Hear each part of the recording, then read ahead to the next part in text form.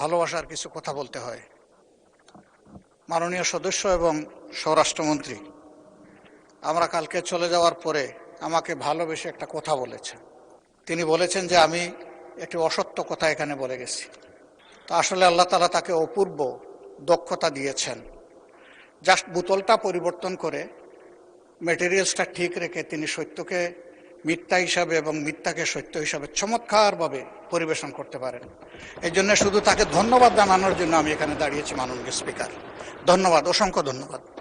আপনি point of অর্ডারে নিশ্চয়ই এই বক্তব্য রেখেছেন। পয়েন্ট অফ অর্ডার চলমান বিষয়ের উপরে, এটা তো গতকালকের বিষয়, গতকালকেই শেষ হয়ে গিয়েছে, সুতরাং এটা এখন আর নতুন করে তোলার কোনো প্রয়োজন নেই। মাননীয় মন্ত্রী উত্তর দেওয়ার প্রয়োজন নাই। উনি যদি হাউসে থেকে বলতেন তাহলে নিশ্চয়ই আপনাকে রাইট অফ রিপ্লাই দিতাম।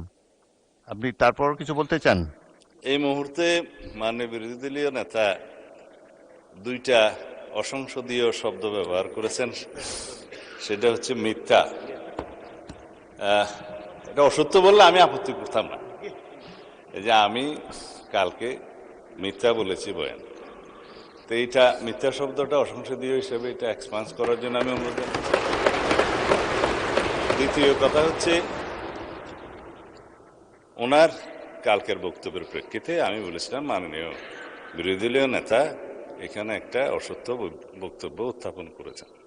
সেটা ছিল যেখানে রুল 62 অনুসারে আপনি তারপরে একজন বেসরকারি সদস্যের উত্থাপিত মুলতাবি প্রস্তাব গ্রহণ করেছেন, ওনারা ওয়াক আউট করার আরো অনেক পরে, তাহলে সেটা পার্লামেন্টে উত্থাপিত বা পড়িত হইল কিভাবে?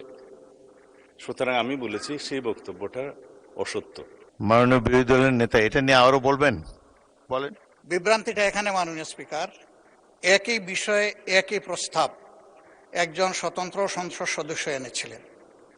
সেই প্রস্তাবটি ভিন্ন নামে গতকাল এসেছে, শুধু নাম বদল হয়েছে, প্রস্তাব ঠিক আছে। আমি তো আগেরটা জানতাম বলেই বলেছি, এখানে আমি কোনো ভুল তথ্য দেইনি। ধন্যবাদ মাননীয় স্পিকার।